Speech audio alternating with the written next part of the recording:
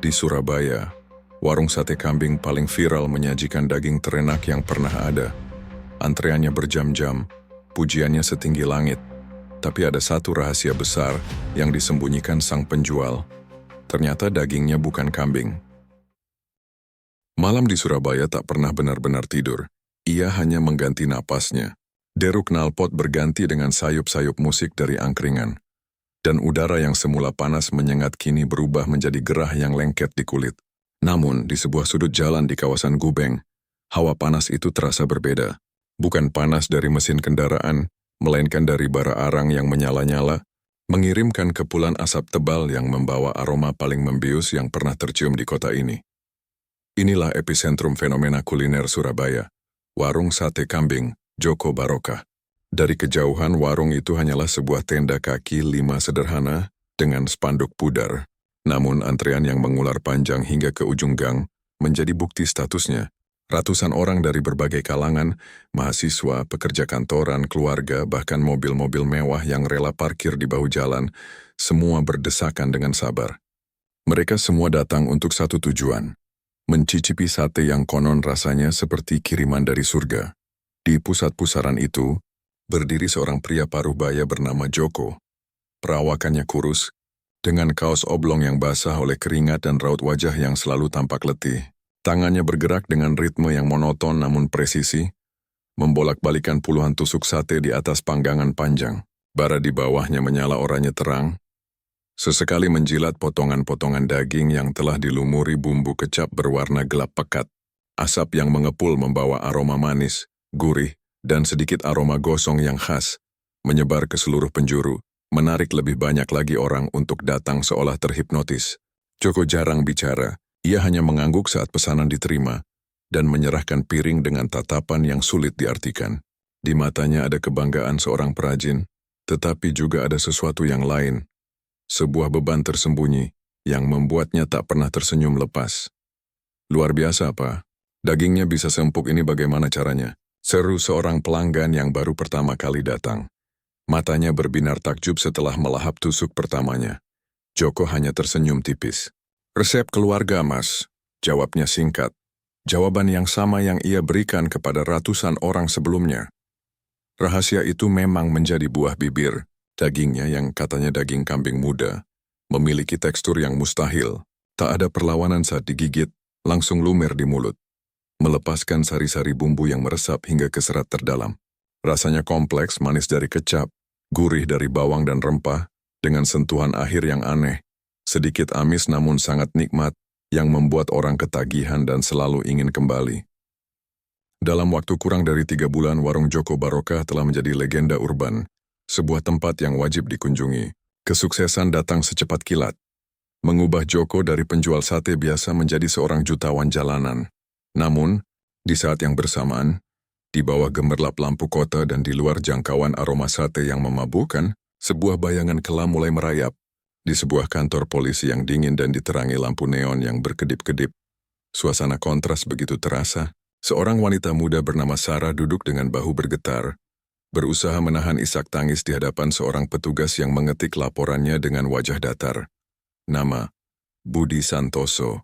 Usia 24 tahun, ucap petugas itu, membacakan ulang data di layarnya. Terakhir kali terlihat kemarin malam. Ada rencana khusus yang ia sebutkan sebelum pergi. Sarah mengangguk lemah, mengusap air matanya. Dia bilang mau bertemu teman-temannya, Pak. Katanya mau coba sate viral di daerah Gubeng. Sate yang sedang ramai dibicarakan itu. Petugas itu menghentikan ketikannya sejenak, mengangkat alisnya. Ini adalah laporan orang hilang ketiga dalam 2 minggu terakhir di wilayah yang sama, dengan cerita latar yang nyaris serupa. Sebuah kebetulan yang mulai terasa terlalu sering untuk diabaikan. Ia melirik tumpukan berkas di sudut mejanya, merasakan firasat buruk yang dingin menjalari tulang punggungnya. Kembali ke warung, Joko sedang membersihkan panggangan terakhirnya. Malam itu, seperti malam-malam sebelumnya, dagangannya ludes terjual. Tumpukan uang kertas lusuh dan baru memenuhi laci kasirnya. Ia menghitungnya dengan cepat, tangannya yang kapalan bergerak lincah. Wajahnya tetap tanpa ekspresi saat memasukkan uang itu ke dalam tas kresek hitam. Di satu sudut kota, kesuksesan dirayakan dalam diam dengan tumpukan rupiah Di sudut lain sebuah kursi kosong di meja makan sebuah keluarga kini menunggu seseorang yang tak akan pernah pulang. Aroma kesuksesan Joko Barokah, tanpa disadari siapapun, mulai bercampur dengan bau kematian yang samar. Di tengah kerumunan yang memuja, ada sepasang mata yang tidak sekadar menikmati tetapi mengamati. Namanya Raka, seorang jurnalis dari sebuah portal berita online lokal.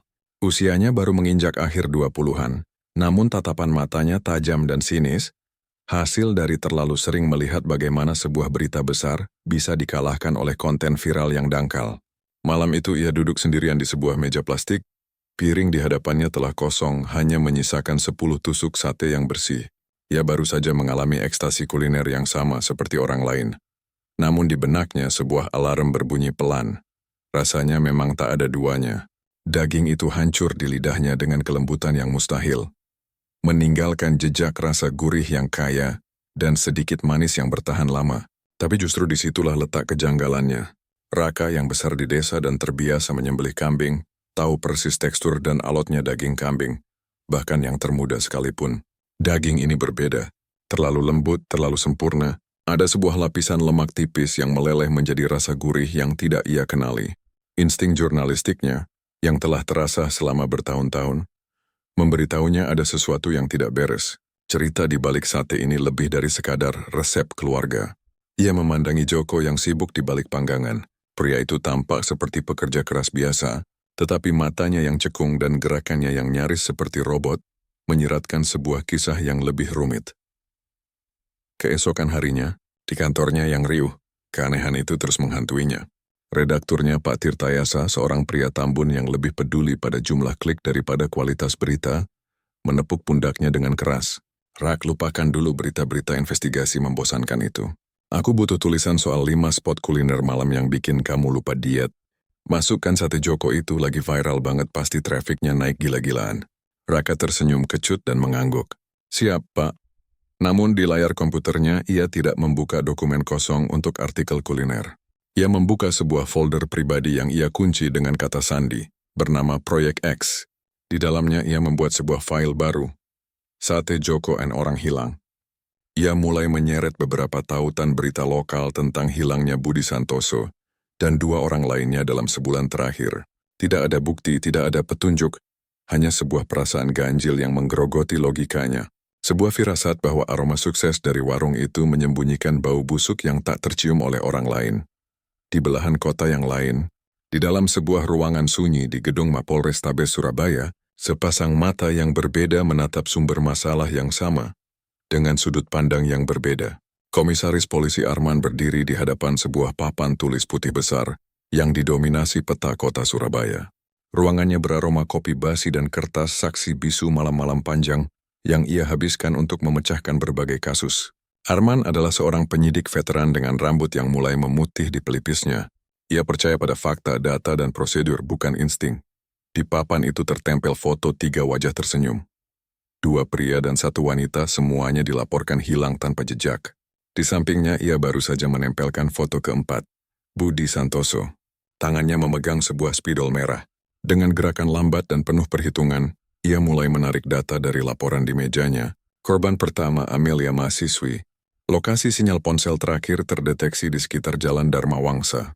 Gumamnya, ia melingkari area itu di peta. Korban kedua Heru, karyawan swasta. Terakhir terlihat oleh rekannya di dekat sebuah minimarket di Jalan Karangmenjangan. Lingkaran kedua ia buat, sedikit beririsan dengan yang pertama. Korban ketiga David, wiraswasta. Mobilnya ditemukan terparkir di Jalan Airlangga. Lingkaran ketiga semakin memperjelas sebuah pola terakhir. Ia membaca laporan Budi Santoso. Kesaksian teman dan keluarganya menunjuk ke satu area. Gubeng. Dengan tangan yang mantap, Arman menggambar lingkaran keempat. Pola itu kini tak terbantahkan. 4 lingkaran itu tumpang tindih, menciptakan sebuah epicentrum, sebuah pusat gravitasi yang gelap di jantung kota. Matanya menyipit, fokus pada titik pertemuan itu. Ia berjalan ke mejanya, mengambil sebuah buku direktori bisnis, dan mencari alamat-alamat yang berada tepat di tengah area merah itu. Jarinya menelusuri daftar nama, melewati toko kelontong, salon, dan tempat fotokopi, sebelum akhirnya berhenti pada satu nama. Warung sate kambing Joko Barokah. Arman bersandar di kursinya, menatap papan tulis itu dengan ekspresi dingin. Kebetulan adalah kemewahan yang tidak ia percayai dalam profesinya. Ini bukan lagi sekumpulan kasus orang hilang yang terpisah. Ini adalah sebuah pola yang mengerikan, dan di pusatnya berdiri sebuah warung sate sederhana yang sedang digandrungi seisi kota. Tanpa saling mengetahui, sang jurnalis dan sang penyidik kini telah mengarahkan pandangan curiga mereka ke titik yang sama persis. Penyelidikan mereka baru saja dimulai. Keraguan Raka adalah sebuah gatal di balik tempurung kepalanya. Ia memiliki insting, sebuah benang tipis kecurigaan, tetapi tidak memiliki satupun bukti untuk menariknya. Selama 2 hari, folder Proyek X di komputernya hanya terisi oleh clipping berita dan beberapa catatan spekulatif. Ia merasa seperti sedang mengejar hantu. Obsesinya pada sate Joko membuatnya sulit fokus pada pekerjaan, dan cemoohan redakturnya mulai terdengar lebih tajam. Mungkin ia salah. Mungkin ini semua hanya paranoia seorang jurnalis yang kelelahan. Saat ia sedang merenung di kubikelnya yang sempit, ponselnya yang tergeletak di meja bergetar pelan. Sebuah notifikasi dari nomor tak dikenal. Biasanya Raka akan mengabaikannya, menganggapnya sebagai spam atau tawaran pinjaman online. Tapi kali ini, sesuatu mendorongnya untuk membuka pesan itu. Layar ponselnya menampilkan 2 kalimat pendek yang seketika membuat darahnya terasa dingin. Dari daging sate Joko, bukan kambing. Cari tahu soal orang hilang. Jantung Raka berdebar kencang. Pesan itu begitu singkat, langsung ke intinya. Dan tanpa basa-basi, tidak ada ancaman, tidak ada permintaan, hanya sebuah pernyataan fakta yang mengerikan. Ini adalah validasi. Firasatnya, rasa aneh di lidahnya, kejanggalan pada tekstur daging itu, semuanya benar. Seseorang di luar sana tahu apa yang terjadi dan memilih untuk menghubunginya. Seketika, rasa takut yang tajam bercampur dengan adrenalin seorang pemburu berita. Ini bukan lagi sekadar cerita tentang penipuan kuliner. Ini adalah sesuatu yang jauh lebih gelap. Siapa pengirimnya? Apakah ia seorang saksi atau salah satu pelaku yang merasa bersalah? Apapun itu, bahaya dari cerita ini kini terasa nyata dan personal. Pada saat yang hampir bersamaan, di tepi sungai Kalimas yang airnya coklat keruh, terik matahari Surabaya memanggang aspal dan beton. Beberapa petugas kebersihan sungai dengan seragam oranye sedang menjalankan tugas rutin mereka, menyisir sampah yang tersangkut di antara enceng gondok dan pilar jembatan. Salah satu dari mereka, seorang pria tua bernama Pak Sutikno, mengernyitkan dahi saat gancunya menarik sesuatu yang berat dari dalam air. Bukan sekadar tumpukan plastik atau dahan pohon. Itu adalah sebuah karung goni yang diikat rapat dengan tali tambang. Saat karung itu berhasil ditarik ke darat, aroma busuk yang menyengat langsung menyeruak, memaksa Pak Sutikno dan rekannya untuk menutup hidung. Bau itu bukan bau bangkai binatang biasa. Lebih tajam, lebih manis dan sangat mengganggu. Didorong oleh rasa penasaran dan sedikit kesal, Pak Sutikno menggunakan ujung gancunya untuk merobek karung yang sudah lapuk itu. Robekannya tidak besar, namun cukup untuk membuat isi di dalamnya terlihat. Wajah Pak Sutikno yang semula kecoklatan karena terbakar matahari, langsung pucat pasi. Ia terhuyung mundur, dan teriakan ngerinya yang serak memecah kebisingan siang hari. Rekannya yang mendekat untuk melihat, ikut membeku di tempat. Dari robekan karung itu, menyembul sesuatu yang tak mungkin salah dikenali. Sebuah potongan lengan manusia. Dari siku hingga ke telapak tangan yang pucat dan membengkak. Berita penemuan mengerikan itu menyebar secepat api. Dalam waktu kurang dari 1 jam, area itu telah dipasangi garis polisi berwarna kuning. Tim identifikasi dengan pakaian pelindung putih bergerak hati-hati di lokasi. Sementara Kompol Arman tiba dengan mobil dinasnya. Ia melangkah melewati kerumunan warga dan wartawan. Wajahnya keras seperti batu. Ia tidak perlu bertanya banyak. Bau di udara dan ekspresi ngeri di wajah anak buahnya sudah menjelaskan segalanya. Ia berdiri di tepi sungai menatap barang bukti yang kini telah diletakkan di atas terpal biru. Kepala tim forensik mendekat, wajahnya sama tegangnya. Positif dan potongan lengan bawah sebelah kiri, milik seorang pria dewasa. Perkiraan sudah berada di air antara 3-5 hari. Lapornya dengan suara pelan. Dipotong dengan rapi, sepertinya menggunakan alat potong yang sangat tajam, mungkin gergaji tulang. Arman mengangguk, matanya tidak lepas dari bukti brutal di hadapannya. Kasus ini telah mengalami eskalasi. Firasat buruknya telah menjadi kenyataan yang brutal. Papan tulis di ruangannya bukan lagi papan kasus orang hilang. Sekarang papan itu adalah papan investigasi pembunuhan berantai dan mutilasi. Ia teringat pada peta di ruangannya. Pada lingkaran-lingkaran merah yang berpusat di satu titik. warung sate itu. Semua ini tidak mungkin kebetulan. Dugaan profesionalnya kini telah mengeras menjadi sebuah kepastian yang menggigitkan. Di suatu tempat di kota ini, ada monster yang tidak hanya mengambil nyawa, tetapi juga memotong-motong korbannya dan menjualnya sebagai hidangan lezat kepada publik yang tidak menaruh curiga. Permainan telah berubah. Berita penemuan potongan tubuh di Kalimas menjadi tajuk utama di semua media Surabaya. Raka melahap setiap kata dari artikel yang tak terhitung jumlahnya. Namun semua berita itu berakhir dengan kalimat yang sama. Pihak kepolisian masih melakukan penyelidikan mendalam dan belum bisa memberikan keterangan lebih lanjut. Frasa itu terasa seperti tembok birokrasi yang tebal. Raka tahu artinya. Proses identifikasi korban bisa memakan waktu berminggu-minggu, dan penyelidikan resmi akan berjalan lambat, hati-hati, dan penuh prosedur. Sementara polisi sibuk dengan potongan tubuh, sang jagal di luar sana masih bebas berkeliaran, mungkin sedang menyalakan panggangan arangnya. Ketidaksabaran menggerogotinya. Pesan anonim itu terasa seperti sebuah mandat, sebuah tanggung jawab yang dibebankan langsung ke pundaknya. Ia tidak bisa hanya menunggu. Malam itu ia membuat keputusan nekat. Itu akan ia mencari buktinya sendiri. Namun ia sadar ini bukan pekerjaan yang bisa ia lakukan sendirian. Ia butuh seseorang yang ia percaya sepenuhnya. Seseorang yang cukup gila untuk ikut dengannya. Hanya ada satu nama di benaknya. Ia menelepon Bayu, sahabatnya sejak kuliah yang kini bekerja sebagai fotografer lepas.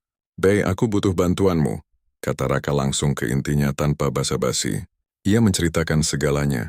Kecurigaannya, rasa aneh sate itu, pesan anonim dan hubungannya dengan penemuan mayat di Kalimas. Di seberang telepon, hening sejenak. "Rak, kamu sadar ini gila?" Suara Bayu akhirnya terdengar. Campuran antara khawatir dan takjub. Ini bukan lagi sekadar artikel investigasi. Kalau teorimu benar, kita berurusan dengan pembunuh. Ini wilayah polisi, bukan kita. Justru karena ini gila, aku butuh kamu, desak Raka. Kamu punya kamera dengan lensa tele. Kamu jago menyelinap untuk dapat foto bagus. Aku hanya butuh mata dan kameramu, Bay. Kita lakukan dari jauh, dengan aman. Kita hanya mengamati. Jika kita menemukan sesuatu yang konkret, kita langsung bawa ke polisi. Aku janji. Bayu menghela napas panjang. Ia tahu Raka. Jika sahabatnya itu sudah memiliki firasat sekuat ini, tidak ada yang bisa menghentikannya. Selain itu, sebagai seorang fotografer yang haus akan cerita, adrenalinnya mulai terpompa. "Baiklah gila," katanya akhirnya. "Kapan kita mulai?" Malam berikutnya menjadi awal dari operasi pengintaian mereka. Target mereka adalah sebuah ruko kosong berlantai 2 yang terbengkalai, persis di seberang warung sate Joko. Lokasinya sempurna, memberikan pemandangan langsung ke seluruh aktivitas di warung itu. Mereka menyelinap masuk melalui pintu belakang yang reyot, menaiki tangga yang berderit di bawah beban mereka, dan menemukan sebuah ruangan di lantai 2 yang penuh debu dan sarang laba-laba. Melalui jendela kotor yang pecah di salah satu sudutnya, warung sate Joko Baroka tampak seperti sebuah panggung teater yang terang benderang. Jam-jam pertama terasa sangat lambat dan membosankan. Mereka menyaksikan hiruk-pikuk pembeli, kepulan asap yang tak henti-hentinya, dan Joko yang bergerak seperti mesin. Bayu sesekali mengambil beberapa foto, lebih untuk menguji lensa dan pencahayaannya. Dia tampak seperti orang biasa yang kelelahan, bisik Bayu sambil menurunkan kameranya. Semua monster juga begitu, balas Raka pelan, matanya tak pernah lepas dari target. Mereka menunggu. Pukul 10 malam pelanggan mulai surut. Pukul 11 Joko membalik papan buka menjadi tutup. Kemudian mereka menyaksikan rutinitas soliter pria itu. Ia membersihkan panggangan dengan teliti, menyapu lantai, menghitung tumpukan uang di bawah cahaya lampu Petromax, lalu duduk sendirian di salah satu bangku kosong, menatap ke dalam sisa bara api dengan tatapan kosong. Ia lebih tampak seperti seorang narapidana yang menyelesaikan tugasnya daripada seorang pengusaha sukses. Saat Raka hampir menyerah dan menganggap malam itu tidak membuahkan hasil, sesuatu terjadi. Tepat pukul 1 dini hari, sebuah sedan hitam mengkilap berhenti tepat di depan warung yang sudah gelap. Mobil itu sama sekali tidak cocok dengan lingkungan sekitarnya. Kaca filmnya begitu gelap sehingga bagian dalamnya tak terlihat. Seorang pria berpostur tegap dengan jaket kulit turun dari kursi pengemudi. Ia tidak memesan makanan. Ia langsung menghampiri Joko yang tampak terkejut dan ketakutan. Dari kejauhan Raka dan Bayu tidak bisa mendengar percakapan mereka, tetapi bahasa tubuhnya sudah cukup jelas. Pria itu berbicara dengan nada memerintah. Sesekali menunjuk ke arah Joko. Sementara Joko hanya menunduk mengangguk pasrah. Interaksi itu hanya berlangsung kurang dari 5 menit. Tidak ada pertukaran barang atau uang. Setelah pria itu menepuk pundak Joko dengan keras, sebuah gestur yang lebih terasa seperti ancaman daripada keramahan, ia kembali ke mobilnya dan melaju ke dalam kegelapan malam. Klik, klik. Bayu berhasil mengambil beberapa gambar meskipun hasilnya mungkin sedikit buram karena minimnya cahaya. Mereka berdua menatap layar kecil kamera. Sosok pria itu tidak jelas, plat nomor mobilnya pun tak terbaca. Tapi itu sudah lebih dari cukup. Itu adalah bukti. Bukti bahwa Joko tidak bekerja sendirian. Ada orang lain di balik layar. Seseorang yang membuat penjual sate itu begitu ketakutan. Malam itu, di dalam ruko yang pengap, Raka tahu mereka telah berhasil menarik benang pertama dari sebuah jaring yang sangat gelap dan rumit. Perburuan mereka telah resmi dimulai. Malam berikutnya terasa jauh lebih berat. Keberhasilan kecil mereka semalam telah menguapkan rasa bosan, tetapi menggantinya dengan ketegangan yang pekat. Raka dan Bayu kembali ke pos pengintaian mereka di ruko kosong. Udara di dalamnya terasa lebih pengap dan panas dari sebelumnya. Setiap derit kayu atau suara tikus yang berlari di plafon membuat mereka tersentak. Sekarang mereka tahu bahwa mereka tidak sedang mengintai seorang penipu kuliner biasa. Mereka sedang mengusik sebuah operasi kriminal yang terorganisir. Bahayanya terasa nyata, menggantung di udara seperti debu yang mereka hirup. Kita yakin mau melakukan ini lagi, Rak? Bisik Bayu menyetel fokus pada lensa telenya. Matanya terlihat lelah. Kita sudah dapat foto mobilnya. Kita sudah lihat ada orang lain yang terlibat. Bukankah ini cukup untuk jadi bahan laporan awal ke Kompol Arman? Raka menggeleng. Matanya tak pernah lepas dari jendela. Belum, Be. Ini masih terlalu tipis. Sebuah mobil berhenti dan mengobrol, polisi akan menertawakan kita. Mereka akan menyebutnya pertemuan bisnis biasa. Kita butuh sesuatu yang tidak bisa mereka sangkal. Sesuatu yang membuktikan ada aktivitas ilegal yang terjadi.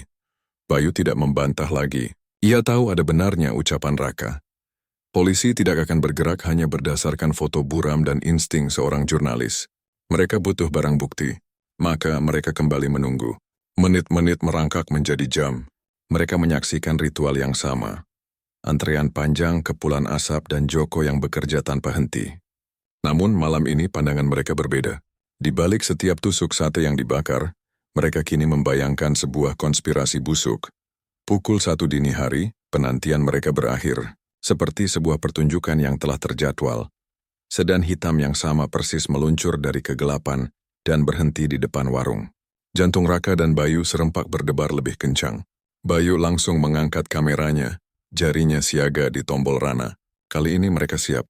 Sama seperti semalam pria berjaket kulit itu turun dari mobil. Namun malam ini ia tidak datang untuk sekadar mengobrol. Ia berjalan ke bagian belakang mobil dan membuka bagasinya. Lampu bagasi yang menyala redup menampakkan sebuah objek yang membuat darah Raka dan Bayu serasa berhenti mengalir. Sebuah kotak pendingin atau cooler box berwarna biru cerah, berukuran sangat besar, mungkin cukup untuk menampung tubuh orang dewasa. Pria itu memberi isyarat kepada Joko, yang dengan cepat keluar dari warungnya. Wajah Joko pucat pasi di bawah cahaya lampu jalan, penuh dengan ketakutan yang tak bisa disembunyikan. Bersama-sama mereka mengangkat kotak biru itu keluar dari bagasi. Keduanya tampak kesulitan membuktikan bahwa isinya sangat berat. Dengan langkah tergesa-gesa, mereka membawa kotak itu masuk ke dalam warung yang gelap, ke bagian dapur yang tak terlihat dari jalan. Bayu tidak menyia-nyiakan momen itu. Rentetan suara rana kameranya yang teredam menjadi satu-satunya bunyi di ruangan pengap itu. Ia berhasil mengabadikan semuanya. Saat mobil datang, saat bagasi dibuka, wujud kotak biru itu, dan wajah tegang kedua pria yang membawanya. Ini adalah bukti yang mereka cari. Bukti fisik nyata dan sangat mencurigakan. Sebuah pengiriman misterius di tengah malam buta ke sebuah warung sate sederhana. Beberapa menit kemudian, pria berjaket kulit itu keluar sendirian. Menutup pintu warung, lalu masuk ke mobilnya dan melesat pergi, menghilang di telan malam. Di dalam warung, lampu padam total, menyisakan kegelapan pekat. Di ruko seberang, Raka dan Bayu menatap hasil jepretan di layar LCD kamera. Gambar-gambar itu jelas. Kotak biru itu menjadi pusat perhatian. Sebuah anomali yang menjeritkan kejahatan. Kita berhasil, Bay, desis Raka. Napasnya memburu karena adrenalin. Kita berhasil. Bayu mengangguk masih sedikit gemetar. Lalu, apa sekarang? Raka menatap ke arah jalan tempat mobil hitam itu menghilang. Otaknya bekerja cepat didorong oleh impuls yang berbahaya. Malam ini berbeda. Mereka tidak hanya melihat pertemuan, mereka melihat sebuah transaksi, sebuah pengiriman. Jejaknya masih hangat. Sekarang, Raka berbalik menatap Bayu. Matanya menyala dengan tekad yang gila. Sekarang kita ikuti jejaknya. Gila kamu, Rak! Kita tidak bisa mengikuti mobil itu. Desis Bayu, mencengkeram lengan Raka dengan kuat. Kita tidak punya kendaraan yang siap, kita tidak tahu medannya. Itu namanya bunuh diri. Logika Bayu yang dingin berhasil menembus adrenalin Raka yang membara. Iya benar, sebuah pengejaran yang gegabah hanya akan membuat mereka tertangkap atau terbunuh. Malam itu mereka mundur dengan hati-hati dari ruko, membawa pulang bukti foto yang memberatkan dan sebuah rencana baru yang lebih berbahaya. Mereka tidak akan mengejar bayangan. Mereka akan menunggu kesempatan berikutnya. Namun kali ini mereka akan siap untuk mengikuti jejaknya hingga ke sarang sang iblis. 3 malam kemudian, mereka kembali ke pos pengintaian. Kali ini sepeda motor Bayu yang ramping telah disembunyikan di gang terdekat. Siap untuk tancap gas kapan saja. Penantian terasa lebih menyiksa. Setiap detik dipenuhi antisipasi dan rasa takut. Tepat seperti yang mereka perkirakan, sedan hitam itu kembali muncul pada waktu yang hampir sama. Melakukan ritual pengiriman kotak biru yang sama. Saat mobil itu mulai bergerak meninggalkan warung Joko, Raka dan Bayu telah menuruni tangga ruko dan melompat ke atas motor. Pengejaran di tengah malam buta pun dimulai. Bayu mengendarai motor dengan keahlian seorang pembalap jalanan, menjaga jarak aman, memanfaatkan ganggang sempit dan celah di antara mobil untuk tetap membuntuti sedan hitam itu tanpa terlihat mencolok. Jantung Raka berdegup kencang di rusuknya. Matanya terpaku pada 2 titik lampu merah di depan mereka. Sedan itu membawa mereka menjauh dari pusat kota yang ramai, menuju kawasan industri tua di dekat pelabuhan. Jalanan menjadi lebih sepi, lampu-lampu semakin jarang, dan bangunan-bangunan di sekitar mereka berubah menjadi siluet-siluet gudang yang gelap dan mengancam.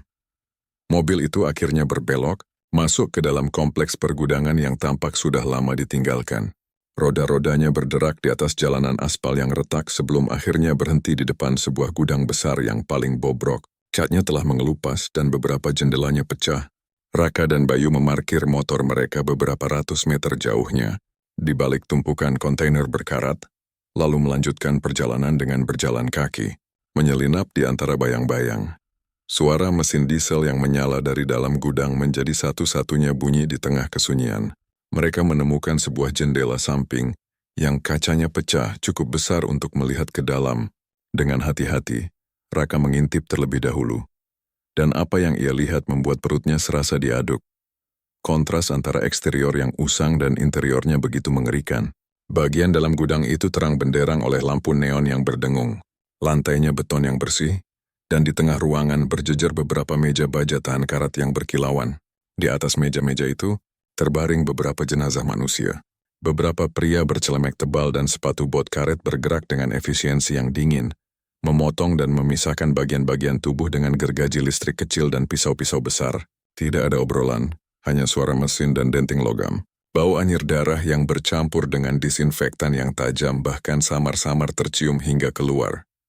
Bayu, yang ikut mengintip, nyaris muntah. Ia harus menutup mulutnya sendiri untuk menahan suara mual. Ini bukan sekadar pembunuhan. Ini adalah rumah jagal, sebuah pabrik pengolahan manusia.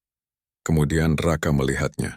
Seorang pria yang tidak mengenakan celemek, melainkan jas laboratorium putih yang bersih. Ia berdiri sedikit menjauh, mengawasi pekerjaan itu dengan tangan terlipat di dada. Wajahnya tenang, ekspresinya profesional, seolah sedang menginspeksi lini produksi di sebuah pabrik. Ketenangan itulah yang membuatnya paling menakutkan. Raka merasa mengenali wajah itu. Ia menyipitkan mata dan seketika kesadaran menghantamnya seperti pukulan godam Dr. Haris. Seorang ahli forensik terkemuka dari rumah sakit terbesar di kota, seorang narasumber yang pernah ia wawancarai untuk artikel tentang teknik identifikasi korban. Pria yang seharusnya bekerja untuk keadilan, kini berdiri sebagai dalang dari kebiadaban yang tak terperikan. Naluri jurnalis Raka mengambil alih rasa takutnya yang melumpuhkan. Dengan tangan gemetar, ia mengeluarkan ponselnya, mengarahkannya melalui celah jendela, dan menekan tombol rekam. Ia merekam semuanya. para pekerja, potongan tubuh, dan yang terpenting wajah Dr. Haris yang dengan jelas memberikan instruksi kepada salah satu anak buahnya. Ini adalah bukti pamungkas, bukti yang akan menghancurkan segalanya. Tiba-tiba, salah satu pekerja di dalam menjatuhkan pisaunya, menimbulkan suara dentang yang keras. Beberapa kepala menoleh ke arah sumber suara, dan untuk sesaat, tatapan salah satu dari mereka seperti mengarah lurus ke jendela tempat mereka bersembunyi. Jantung Raka serasa berhenti berdetak. Kita harus pergi. Sekarang, bisik Raka, menarik Bayu menjauh dari jendela. Mereka tidak menunggu jawaban. Keduanya berbalik dan berlari secepat yang mereka bisa. Tidak berani menoleh ke belakang. Mereka berlari menembus kegelapan. Didorong oleh teror dan adrenalin kembali ke motor mereka yang tersembunyi. Dalam genggaman Raka yang basah oleh keringat, ponsel itu terasa seperti bom waktu. Mereka telah masuk ke dalam sarang monster dan berhasil keluar hidup-hidup, membawa serta rekamannya yang mengerikan. Mereka kini memegang kebenaran, sebuah kebenaran yang bisa membuat mereka terbunuh. Getaran motor yang membawa mereka kabur dari gudang neraka itu masih terasa di sekujur tubuh Raka. Bahkan setelah berjam-jam kemudian, mereka tidak kembali ke rumah masing-masing. Terlalu berisiko. Mereka berakhir di studio foto Bayu yang kecil dan pengap. Satu-satunya tempat yang terasa aman di dunia. Bayu langsung berlari ke kamar mandi dan muntah hebat, mengeluarkan semua kengerian yang baru saja ia saksikan. Raka hanya bisa duduk di sofa usang. Tubuhnya gemetar tak terkendali, ponsel di tangannya terasa seberat sebongkah timah. Di layar ponsel itu tersimpan video berdurasi 2 menit yang akan selamanya membakar ingatannya. Wajah Dr. Haris yang tenang, para pekerja yang efisien, dan pemandangan mengerikan di atas meja-meja baja. Bukti itu ada di tangannya, begitu kuat dan tak terbantahkan, tetapi juga begitu mematikan. Kita hapus saja video itu. Rak, kata Bayu dengan suara serak saat keluar dari kamar mandi. Wajahnya pucat seperti mayat. Kita lupakan semuanya. Kita pura-pura tidak pernah melihat apapun. Orang-orang ini bukan sekadar preman pasar. Mereka monster. Mereka akan memburu dan membunuh kita tanpa berpikir 2 kali. Raka menatap sahabatnya, melihat teror yang tulus di matanya, teror yang sama yang bersemayam di dalam hatinya sendiri. Untuk sesaat Disdroda menghapus video itu, membakar ponselnya dan kembali ke kehidupannya yang normal dan aman. Tapi ia tidak bisa. Bagaimana dengan para korban, Bay? Balas Raka pelan. Bagaimana dengan orang-orang yang tanpa sadar memakan mereka? Kita sudah melihatnya. Kita tidak bisa pura-pura buta sekarang. Kita punya tanggung jawab. Mereka terjebak dalam dilema yang melumpuhkan. Melaporkannya ke polisi terasa seperti pertaruhan nyawa. Apakah ada jaminan polisi bisa dipercaya? Bagaimana jika jaringan Dr. Haris punya orang di dalam? Namun menyimpannya untuk diri sendiri terasa seperti bersekutu dengan iblis. Untuk saat itulah mereka tidak melakukan apa-apa, terperangkap oleh trauma dan ketakutan. Sementara bukti paling eksplosif di kota itu tersimpan sunyi di dalam sebuah ponsel. Sementara Raka dan Bayu dilumpuhkan oleh bukti langsung, Kompol Arman justru frustrasi oleh kurangnya bukti. Hasil tes DNA pada potongan lengan itu akan memakan waktu lama, dan ia tidak bisa hanya duduk menunggu. Merasa buntu, ia memutuskan untuk kembali ke metode investigasi kuno. Menyisir lapangan. Helar kembali ke area di sekitar warung sate Joko. Bukan untuk mengawasi, tetapi untuk berbicara, mendengarkan gosip, dan mencari anomali sekecil apapun di antara rutinitas warga. Setelah berbicara dengan beberapa pedagang yang tidak memberikan informasi berarti, ia berhenti di sebuah lapak jamu kecil yang dikelola oleh seorang wanita paruh baya yang cerewet bernama Bu Ratna. Setelah memesan segelas beras kencur, Arman mulai bertanya dengan santai. Awalnya Bu Ratna hanya memuji-muji kesuksesan Joko, namun saat Arman menyinggung tentang pengunjung-pengunjung warung, mata Bu Ratna menyipit.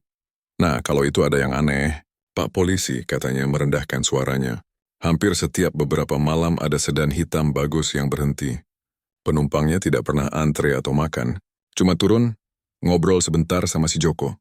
Orangnya itu loh, penampilannya beda, selalu necis rapi kayak dokter atau pejabat. Tidak cocok sama sekali main ke warung beginian. Sebuah lonceng kecil berbunyi di benak Arman. Dokter atau pejabat. Kesaksian ini memberinya sebuah profil. Seseorang dari kalangan atas yang punya urusan rutin dengan penjual sate kaki 5. Didorong oleh firasat ini, ia menindaklanjuti kejanggalan yang paling logis. Dari mana datangnya pasokan mayat yang potensial? Pikirannya langsung tertuju pada satu tempat, kamar mayat rumah sakit. Penyelidikannya membawanya ke RSUD kota tempat Dr. Haris bekerja. Dengan dalih audit prosedur, ia meminta data administratif kamar mayat selama setahun terakhir. Di depan sebuah komputer, ia menelah angka-angka dalam spreadsheet yang dingin. Awalnya semua tampak normal. Jumlah jenazah masuk, jenazah diklaim keluarga, dan jenazah tak diklaim yang diserahkan ke dinas sosial untuk dimakamkan, semuanya stabil dari bulan ke bulan, sampai ia tiba di data 6 bulan terakhir. Matanya menyipit, terjadi sebuah anomali statistik yang mustahil. Jumlah jenazah tak diklaim yang tercatat secara resmi anjlok hingga hampir nol. Mustahil. Di kota sebesar Surabaya, selalu ada jenazah tanpa identitas atau keluarga.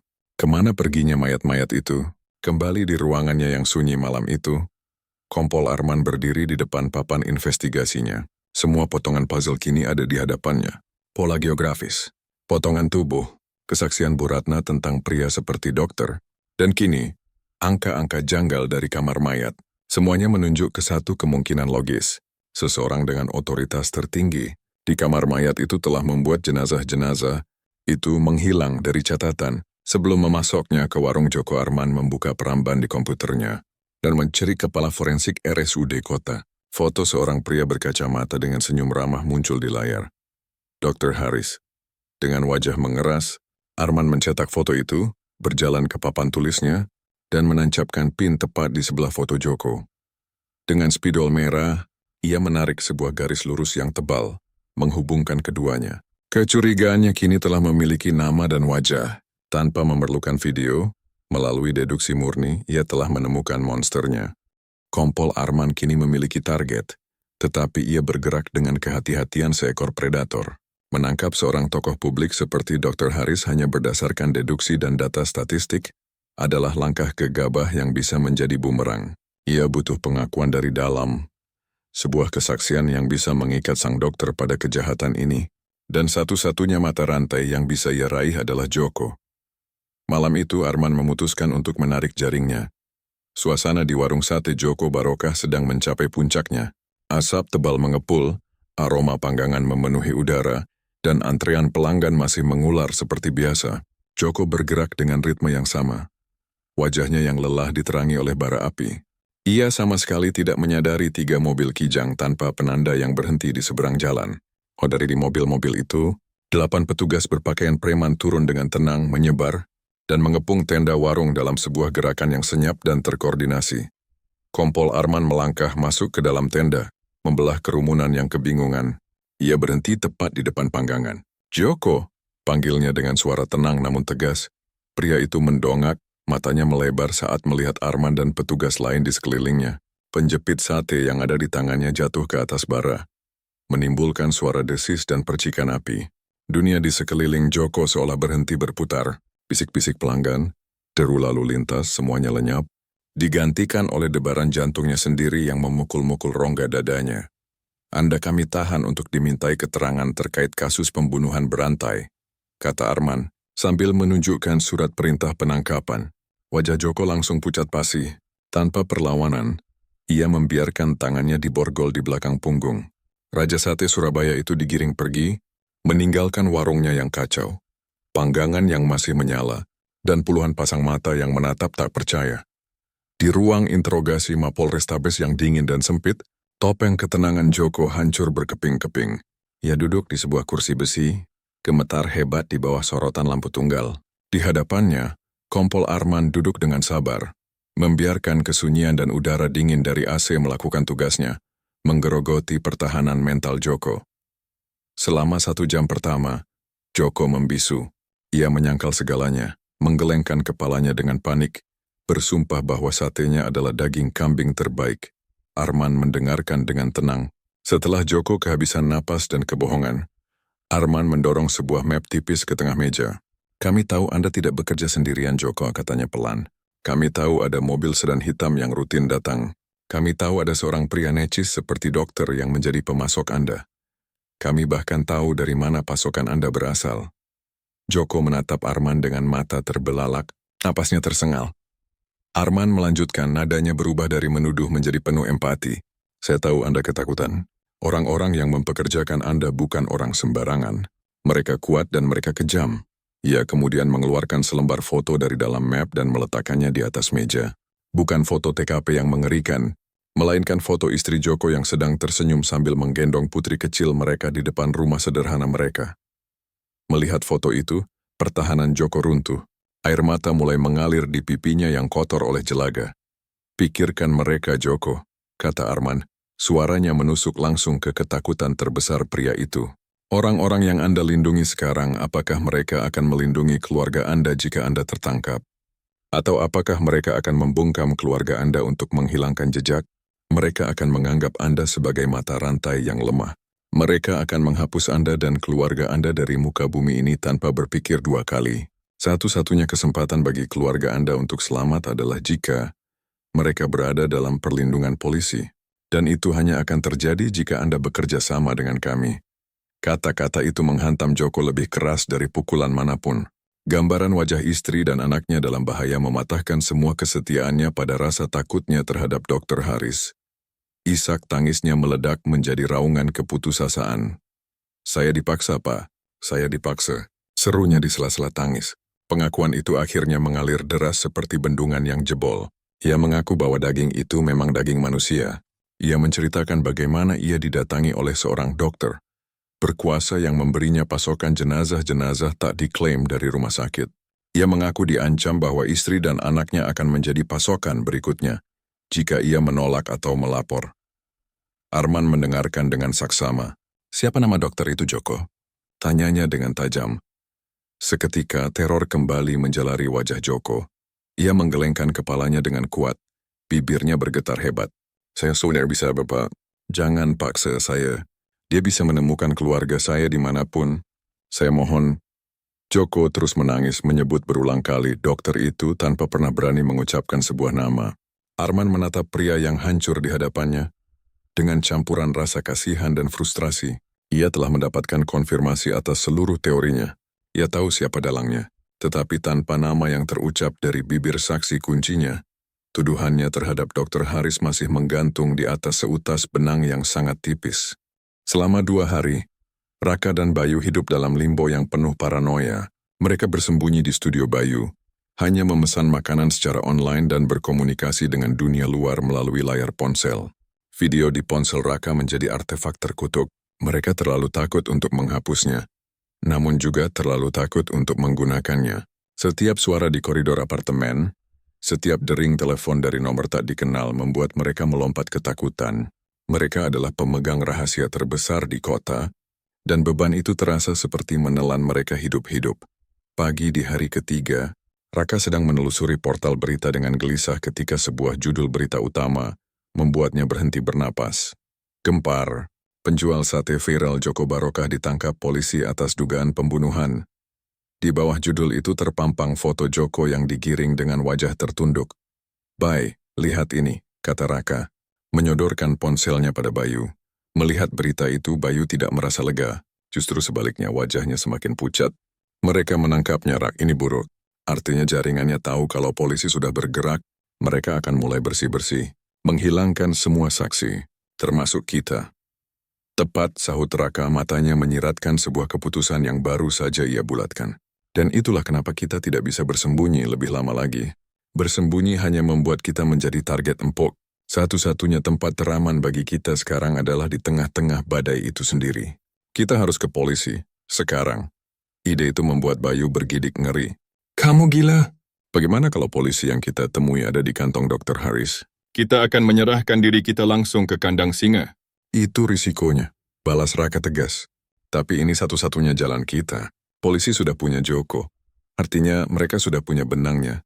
Mereka hanya belum tahu siapa laba-labanya. Kita punya video laba-laba itu, Bay. Bukti kita akan melengkapi penyelidikan mereka. Kita harus percaya pada Kompol Arman, orang yang memimpin penangkapan ini. Setelah perdebatan yang sengit, ketakutan Bayu akhirnya dikalahkan oleh logika Raka yang dingin. Dengan jantung berdebar kencang, mereka meninggalkan persembunyian mereka dan menuju ke benteng yang paling mereka takuti, sekaligus paling mereka butuhkan. Gedung Mapolrestabes Surabaya. Memasuki lobi utama yang ramai dan berbau disinfektan terasa sangat mengintimidasi. Mereka dipandang dengan curiga saat Raka, dengan suara sedikit gemetar, meminta untuk bertemu dengan Kompol Arman terkait kasus pembunuhan Sate Joko. Setelah melalui prosedur yang alot dan tatapan penuh selidik, mereka akhirnya diantar ke sebuah koridor sepi dan diminta menunggu di depan sebuah pintu bertuliskan Unit Kejahatan dan Kekerasan. Pintu itu terbuka dan Kompol Arman muncul. Wajahnya tampak lelah, tetapi matanya tajam dan waspada. "Ada yang bisa saya bantu?" tanyanya menatap Raka dan Bayu bergantian. "Pak Kompol Arman," Raka memulai, berusaha menjaga suaranya agar tetap stabil. "Nama saya Raka, saya jurnalis. Kami punya bukti penting terkait kasus yang sedang Bapak tangani." Arman menatap mereka sejenak, skeptis. Ia sudah terbiasa dengan orang-orang yang mengaku punya info penting demi mencari sensasi. Namun ada sesuatu dalam tatapan mata kedua pemuda di hadapannya, sebuah ketakutan yang tulus, yang membuatnya memutuskan untuk mendengarkan. Ia mempersilakan mereka masuk ke ruangannya. Saat melangkah masuk, mata Raka langsung terpaku pada papan investigasi besar di dinding. Papan itu persis seperti yang ia bayangkan. Penuh dengan foto, catatan, dan garis-garis merah yang saling terhubung. Ia melihat foto para korban, denah lokasi, dan foto Joko. Lalu, jantungnya serasa berhenti berdetak. Di sana, di tengah papan, tertancap foto Dr. Haris yang tersenyum dengan sebuah garis merah tebal yang menghubungkannya langsung ke foto Joko. Seketika itu juga, Raka tahu mereka telah datang ke orang yang tepat. Polisi ini sudah mengetahuinya. "Sepertinya Bapak sudah selangkah di depan kami," kata Raka pelan, menunjuk ke arah papan. Arman mengikuti arah pandang Raka dan mengangguk kecil. "Saya punya teorinya, tapi teori tidak bisa menjebloskan orang ke penjara. Saya butuh bukti." "Anda bilang Anda punya bukti." Tanpa berkata-kata lagi, Raka melangkah ke meja Arman, meletakkan ponselnya, dan menekan tombol putar. Ruangan itu menjadi senyap, hanya diisi oleh suara lirih dari rekaman video. Di layar kecil itu, pemandangan rumah jagal manusia terungkap. Arman mencondongkan tubuhnya ke depan, matanya yang tajam terkunci pada layar. Ia melihat semuanya dengan ekspresi yang tidak berubah. Rahangnya hanya mengeras saat kamera Raka berhasil menangkap wajah Dr. Haris dengan jelas, sedang memberikan arahan dengan tenang. Video berakhir. Keheningan yang berat menyelimuti ruangan. Arman bersandar perlahan di kursinya, menghela napas panjang. Ia menatap Raka, lalu Bayu, dan untuk pertama kalinya, tatapan matanya yang tajam menunjukkan secercah rasa hormat. Ia lalu memandang papan tulisnya yang penuh dengan deduksi dan hipotesis, kemudian kembali menatap ponsel di atas mejanya, yang berisi bukti visual yang brutal dan tak terbantahkan. Dua dunia penyelidikan, yang satu resmi dan prosedural, yang lain nekat dan ilegal, telah bertabrakan di ruangannya. "Kalian berdua baru saja mengubah segalanya," kata Arman dengan nada suara yang dalam dan serius. "Mulai saat ini kalian berada di bawah perlindungan saya, dan kita akan menjatuhkan monster itu bersama-sama." Aliansi antara jurnalisme nekat dan kepolisian metodis kini telah terbentuk. Raka dan Bayu ditempatkan di sebuah rumah aman di bawah perlindungan penuh, sementara video mengerikan dari ponsel Raka menjadi kunci utama yang membuka semua pintu. Dengan bukti visual yang tak terbantahkan, Kompol Arman kini memiliki amunisi yang ia butuhkan untuk membongkar seluruh jaringan ini hingga ke akarnya. Langkah pertamanya adalah kembali menemui Joko. Kali ini suasana di ruang interogasi jauh berbeda. Arman tidak lagi perlu memancing atau menekan. Ia hanya meletakkan sebuah tablet di atas meja di hadapan Joko dan memutar sebuah video dari gudang neraka. Wajah Joko yang sudah pucat menjadi seputih kertas saat melihat sosok Dr. Haris di layar. Dengan tenang mengawasi pekerjaan para jagalnya, ia sadar semuanya sudah berakhir. Tidak ada lagi yang bisa disembunyikan. "Kami sudah punya dalangnya, Joko," kata Arman dengan nada datar. "Sekarang bantu kami menemukan sarangnya. Bukan sekadar tempat pemotongan, tapi pusat operasinya. Di mana markas besar Dr. Haris?" Dinding pertahanan terakhir Joko runtuh. Dengan suara gemetar dan tatapan kosong, ia akhirnya membocorkan rahasia terbesar jaringan itu. "Pelabuhan? Gudang nomor 7 di area pergudangan Tanjung Perak," bisiknya. "Di sanalah semuanya diatur. Bukan cuma daging, ada yang lain. Senjata, narkoba, semuanya. Gudang itu bentengnya." Informasi ini adalah potongan puzzle terakhir yang dibutuhkan Arman. Ini bukan lagi sekadar kasus mutilasi, melainkan operasi kejahatan terorganisir berskala besar. Segera ia mengumpulkan tim terbaiknya, sebuah unit buru sergap, yang terdiri dari petugas-petugas paling berpengalaman dan terlatih untuk situasi penyergapan berisiko tinggi. Di sebuah ruang rapat yang remang-remang, yang lebih terasa seperti ruang komando militer, Raka dan Bayu duduk di sudut ruangan, menjadi saksi bisu dari dunia yang benar-benar asing bagi mereka. Di hadapan mereka belasan pria berbadan tegap dengan wajah keras duduk tegap, mendengarkan dengan saksama komandan mereka. Di layar proyektor besar, terpampang denah gudang nomor 7 yang kompleks, lengkap dengan catatan-catatan titik masuk dan potensi bahaya. Kompol Arman berdiri di depan, memegang sebuah tongkat penunjuk. Auranya berubah dari seorang penyidik menjadi seorang komandan lapangan. Misi kita malam ini adalah operasi senyap. Suaranya tenang namun bergema di seluruh ruangan. Target kita adalah sebuah jaringan kriminal bersenjata yang dipimpin oleh Dr. Haris. Informasi dari aset kita di dalam menyatakan gudang ini dijaga ketat, kemungkinan besar mereka memiliki senjata laras panjang. Kita tidak boleh meremehkan mereka. Ia mulai memaparkan rencananya dengan detail yang presisi.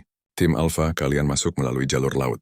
Gunakan perahu karet dan dekati dari dermaga belakang yang tidak terpakai. Target kalian adalah melumpuhkan penjaga di sisi air dan mengamankan perimeter belakang. Tim Bravo, kalian bersama saya, kita akan menerobos gerbang depan dengan kendaraan taktis. Kita lakukan serentak tepat pukul 2 dini hari. Prioritas utama adalah menangkap Dr. Haris hidup atau mati. Ingat, jangan ada tembakan peringatan. Identifikasi target, lumpuhkan ancaman. Periksa setiap sudut, jangan beri mereka celah untuk membalas. Raka dan Bayu mendengarkan dengan napas tertahan. Skala operasi ini jauh melampaui apa yang pernah mereka bayangkan. Ini bukan lagi sekadar investigasi, ini adalah persiapan perang. Mereka melihat para petugas itu dengan tatapan kagum dan ngeri, menyaksikan mereka memeriksa senjata, memasang magasin, dan menyetel radio komunikasi mereka dengan efisiensi yang senyap dan mematikan. Setelah briefing selesai, Arman menghampiri mereka. Kalian tunggu di sini. Ruangan ini aman. Apapun yang terjadi jangan keluar. Pesannya singkat, namun ada nada penghargaan di matanya. Doakan kami. 1 jam kemudian persiapan selesai. Raka dan Bayu hanya bisa memandang dari jendela ruang rapat saat sebuah konvoi kendaraan taktis, beberapa SUV hitam dan sebuah mobil van lapis baja mulai bergerak keluar dari halaman Mapolrestabes. Tidak ada sirene yang meraung, tidak ada lampu rotator yang menyala. Mereka bergerak dalam keheningan, menyelinap ke dalam arteri malam kota Surabaya yang gelap. Sebuah iring-iringan baja dan tekad yang meluncur tanpa suara menuju pelabuhan, membawa janji akan pertumpahan darah dan keadilan. Badai itu akan segera tiba. Kawasan pergudangan Tanjung Perak diselimuti keheningan yang berat. Hanya dipecah oleh deburan ombak dan desau angin laut. Di tengah kegelapan itu gudang nomor 7 berdiri seperti monster yang tertidur. Namun di sekelilingnya, bayangan-bayangan bersenjata bergerak tanpa suara. Tim Alpha telah mencapai dermaga belakang. Sementara tim Bravo yang dipimpin Kompol Arman bersiap di gerbang depan. Melalui earpiece-nya, Arman mendengar laporan status dari komandan tim Alpha. Perimeter belakang bersih, 3 penjaga dilumpuhkan. Kami siap. Arman menarik napas dalam-dalam, merasakan adrenalin mengalir di pembuluh darahnya.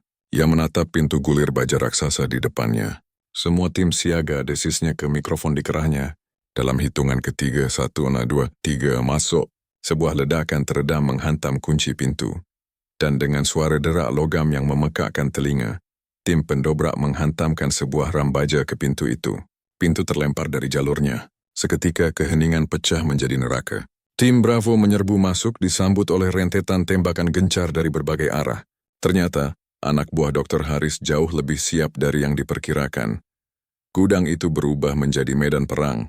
Desing peluru memantul dari kontainer-kontainer baja, menciptakan percikan api di kegelapan. Udara dipenuhi bau mesiu dan teriakan. Pasukan Arman, dengan disiplin dan pelatihan superior mereka, segera membentuk formasi, membalas tembakan dari balik perlindungan sambil terus merangsek maju. Di sisi lain, tim Alpha yang masuk dari belakang berhasil menciptakan kekacauan, memaksa para penjahat itu bertempur di 2 front. Di tengah-tengah pertempuran yang membingungkan itu, mata Kompol Arman tidak terfokus pada para prajurit di depannya. Ia seperti elang memindai seluruh area mencari satu target utama, sang dalang. Ia melihatnya. Di lantai 2, di balik sebuah jendela kaca dari ruang kantor, sesosok siluet yang ia kenali sedang bergerak cepat. Dr. Haris, ambil alih komando, Terus tekan mereka, seru Arman pada wakilnya. Tanpa menunggu jawaban, ia berlari, memisahkan diri dari timnya. Ia melompati tumpukan palet kayu, berlindung di balik sebuah forklift saat beberapa peluru menghantam logam di samping kepalanya. Tujuannya hanya satu, tangga besi yang menuju ke kantor di lantai 2. Ia berhasil mencapai kaki tangga dan menaikinya dengan cepat. Di atas, ia menendang pintu kantor hingga terbuka. Ruangan itu sunyi. Dr. Haris berdiri di sana di samping sebuah mesin penghancur kertas yang sedang bekerja, dengan tenang memasukkan lembar demi lembar dokumen. Ia berbalik menghadap Arman bukan dengan wajah panik, melainkan dengan senyum tipis yang arogan dan dingin. "Kompol Arman, saya akui, saya meremehkan Anda," kata Dr. Haris. Suaranya tenang di tengah suara tembakan yang masih terdengar dari bawah. "Anda benar-benar merusak sebuah operasi yang sangat indah." "Operasi indah?" desis Arman, melangkah maju dengan pistol teracung. "Anda menyebut rumah jagal manusia itu sebuah keindahan?" Dr. Haris tertawa kecil, tawa yang membuat bulu kuduk merinding. "Oh itu? Sate itu hanyalah sebuah solusi manajemen limbah yang elegan dan sangat menguntungkan. Sebuah proyek sampingan. Anda pikir semua ini hanya tentang beberapa jenazah tak berguna?" Ia merentangkan tangannya, menunjuk ke sekelilingnya, ke peti-peti besar yang sebagian terbuka, menampakkan pucuk-pucuk senapan serbu dan bungkusan-bungkusan kokain. "Inilah kerajaan saya yang sesungguhnya, Kompol. Senjata narkotika perdagangan manusia. Saya adalah pebisnis. Dan Anda baru saja menginterupsi rapat Dewan Direksi saya." Pengakuan itu begitu mengejutkan dan diucapkan dengan begitu entengnya. Monster ini jauh lebih besar dari yang pernah Arman bayangkan. Saat Arman terpaku sesaat oleh skala kejahatan itu, Dr. Haris bergerak. Dengan kecepatan tak terduga, ia menyambar sebuah pistol yang tersembunyi di bawah tumpukan kertas di mejanya dan menembak. Arman bereaksi sepersekian detik lebih cepat, menjatuhkan diri ke samping saat peluru meleset tipis di atas bahunya. Pertarungan kini menjadi brutal dan personal. Arman meluncur ke depan, menabrak meja dan menerjang Haris. Mereka bergulat di lantai, berebut senjata. Ini bukan lagi pertarungan antara polisi dan penjahat, tapi antara dua manusia yang didorong oleh keinginan untuk bertahan hidup. Pistol Haris terlepas, meluncur ke bawah meja. Haris, dengan kekuatan seorang fanatik, berhasil mendorong Arman dan meraih sebuah pemberat kertas dari kristal yang tajam, mengayunkannya ke kepala Arman. Arman berguling menghindar, dan dalam gerakan yang sama menarik pistolnya sendiri. Waktu seolah melambat. Saat Haris kembali menerjang maju dengan pemberat kertas terangkat tinggi, siap untuk serangan mematikan, Arman tidak punya pilihan lain. Suara tembakan itu menggema. Begitu keras di dalam ruangan sempit itu menenggelamkan semua suara lain. Dr. Haris membeku. Ekspresi arogansi di wajahnya luntur, digantikan oleh keterkejutan yang hampa. Ia menatap lubang kecil di dadanya lalu menatap Arman. Ia terhuyung ke belakang, menabrak jendela kaca di belakangnya. Kaca itu pecah berkeping-keping. Untuk sesaat ia tergantung di sana, sebelum akhirnya jatuh ke lantai dengan bunyi gedebuk yang keras. Kompol Arman berdiri terengah-engah, pistolnya masih berasap. Di bawah suara tembakan perlahan-lahan mereda, digantikan oleh teriakan polisi. "Jatuhkan senjata! Pertempuran telah berakhir, sang iblis telah tewas." Kemenangan di gudang pelabuhan malam itu tidak disambut dengan parade, melainkan dengan badai media yang mengguncang Surabaya hingga ke fondasinya. Keesokan paginya, kota itu terbangun dengan sebuah kenyataan yang lebih mengerikan dari film horor manapun. Judul-judul berita utama dicetak dengan huruf tebal yang seolah menjerit, "Dokter forensik otak jaringan kanibal dan kartel narkoba." Di balik sate viral, kisah rumah jagal manusia di jantung kota. Publik bereaksi dengan campuran rasa mual, ngeri, dan ketidakpercayaan. Warung sate Joko Barokah, tempat yang pernah mereka puja, kini menjadi monumen kejahatan yang dijauhi. Kisah tentang Dr. Haris, seorang intelektual terpandang di siang hari dan Raja Iblis di malam hari, menjadi legenda urban yang dituturkan dengan nada berbisik penuh ketakutan. Penemuan skala operasi di gudang pelabuhan membuka kotak Pandora kejahatan terorganisir yang akarnya mencengkeram jauh lebih dalam dari yang pernah dibayangkan siapapun. Di tengah kekacauan itu, keadilan mulai berjalan. Joko sang penjual sate menghadapi pengadilan. Dengan kesaksiannya yang penuh penyesalan dan bukti kuat bahwa keluarganya berada di bawah ancaman, hakim memberinya hukuman yang lebih ringan dari tuntutan maksimal.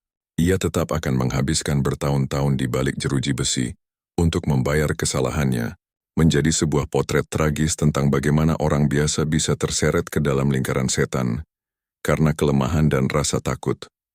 Beberapa bulan kemudian, di sebuah ballroom hotel yang mewah, Raka berdiri di atas panggung di bawah sorotan lampu.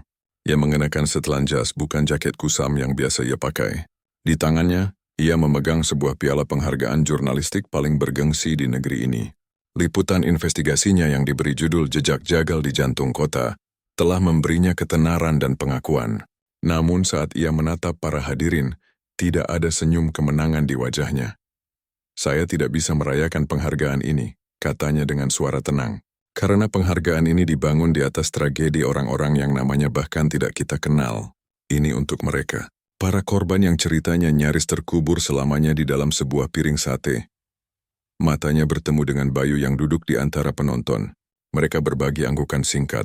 Sebuah pengakuan tanpa kata akan kengerian yang telah mereka lalui bersama, dan ikatan yang akan menyatukan mereka seumur hidup. Mereka telah menang, tetapi luka batin dari apa yang mereka saksikan di gudang itu tidak akan pernah benar-benar sembuh.